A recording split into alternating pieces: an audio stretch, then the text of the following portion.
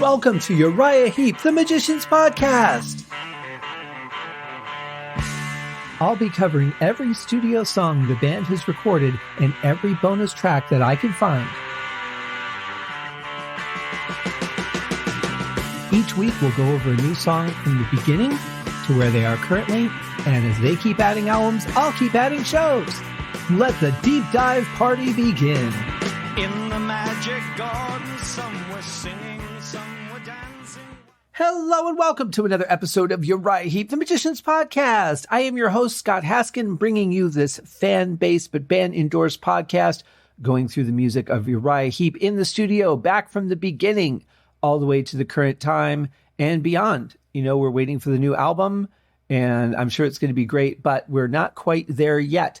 While we're getting there, we're working on the album Into the Wild, the band's 22nd studio album released in April of 2011, and we are now working on song 7, Southern Star. Here it is by Uriah Heep.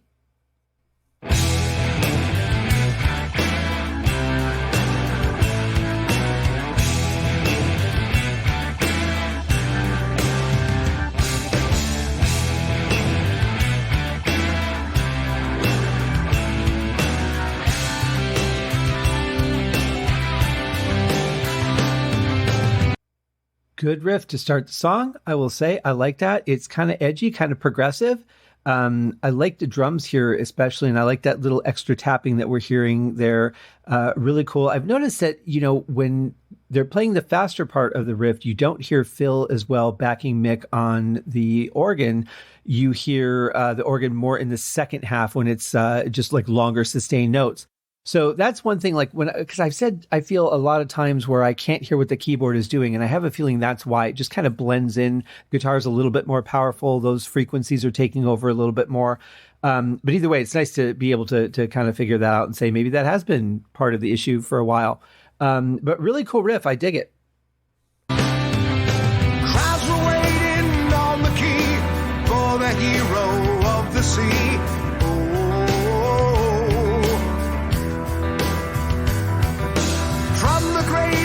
Battle won, a toast to freedom for everyone. Oh. Well, we're getting some nice slides there on bass from Trevor. I like that. I like the picking that Mick is doing. It sounds really good. You know, songs tend to sound much bigger when that kind of picking is being used on an electric. I don't know exactly why it is, because it should be fairly simple, but for some reason it tends to fill the sound area, and I really like that. It makes it warmer too. But the vocals are being delivered in almost more of a poem, which is kind of interesting. It's a little bit different. So let's see what happens. They talk the fear and the cannons roar, send 1,000 souls to the ocean floor.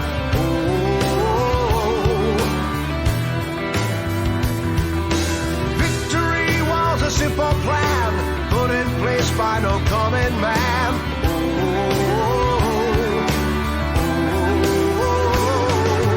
Set sail for the Southern Star. Set sail for the Southern Star. Haul away restless souls. Set sail for the Southern Star.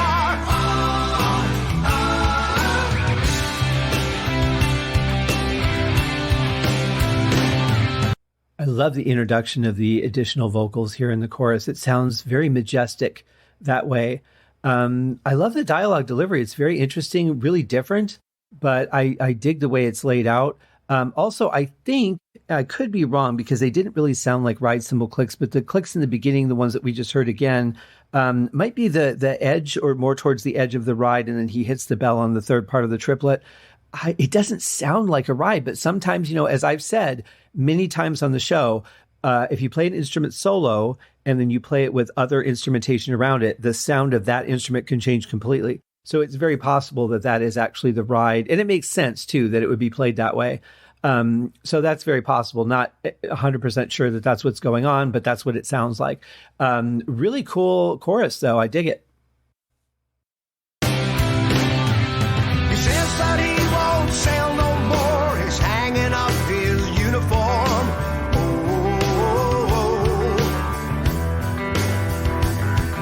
But he cannot control his soul. He's gotta chase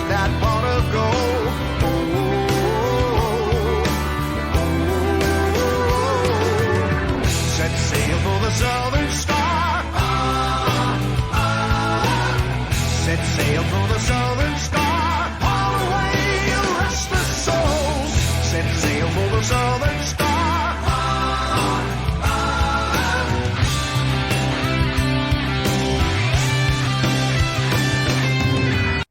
I really like that additional guitar from Mick. It's really distorted. It sounds great, though. I love it, especially at that frequency he's playing at. Really cuts through very, very nicely. What a great and powerful chorus, too, for this. The drums really make it feel heavy, along with the bass. It's just a great, great chorus. And then this transition here is really nice, too.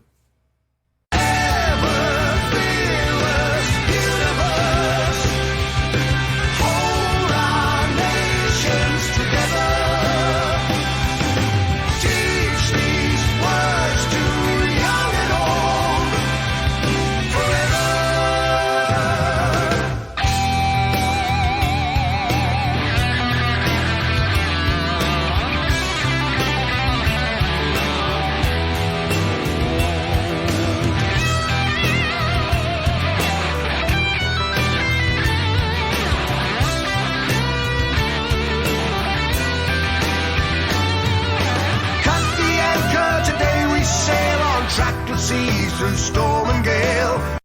Another great guitar solo that fits the song very well. Doesn't get too crazy, doesn't get out of context at all. And I love the sound of the guitar that he's playing on this. The vocals coming in here, too, are interesting because they've kind of filled up that space that we weren't getting in the beginning. There was a lot of open space after the first couple lines of the verse, and now we're getting full verses. But there's something about the prose of this. Like I said, it feels very poetic, and it reminds me of a poem called The Cremation of Sam McGee. And off the top of my head, I can't remember who wrote it, but it has a similar cadence to the way that Bernie's singing now. Really interesting. I really like the sound of it, though. I like when there's a structure and you get a certain expectation, but I also like when there's, maybe one line out of every four or something. There's just a little bit different in it that kind of surprises you and takes you off your game.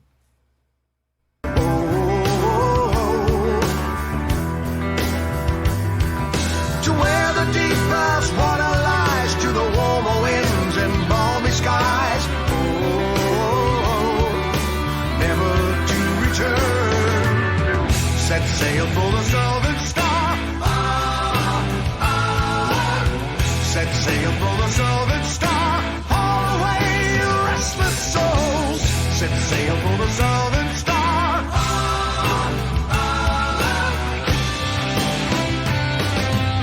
Set sail for the Southern Star. I'm not sure exactly why, but for some reason, that transition seemed a little bit awkward to me.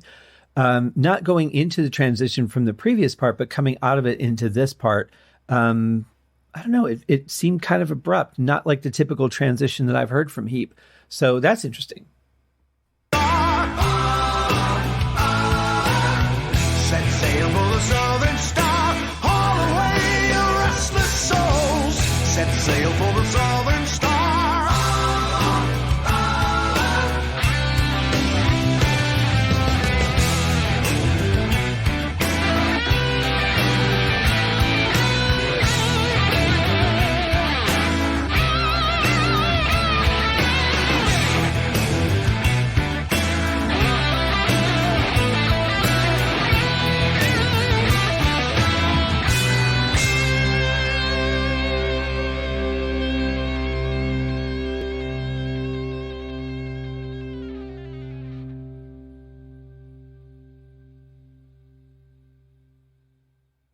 I'm not sure what that little tick there was towards the end, if that was my file copy or what happened. This was a digital downloaded album.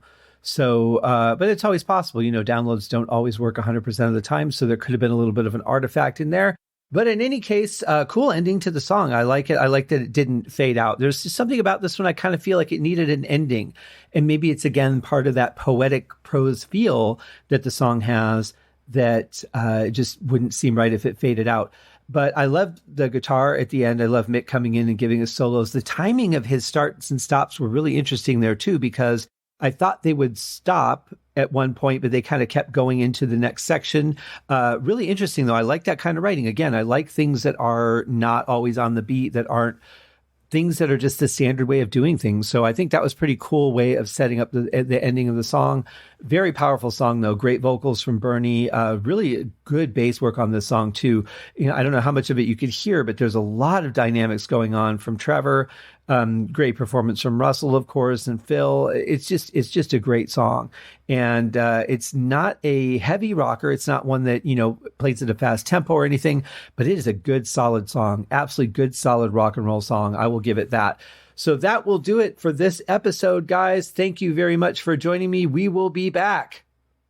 Let's see, what is today? Today is Tuesday. So we will be back on Thursday with another episode of the show, reviewing another song from Into the Wild. Cheers. Thank you for joining me on this episode of Uriah Heep, the Magician's Podcast. If you have enjoyed this show, please consider going over to Apple Podcasts or your favorite podcast outlet, leaving a rating or a review. Be sure to subscribe to make sure that you are notified when new episodes are available.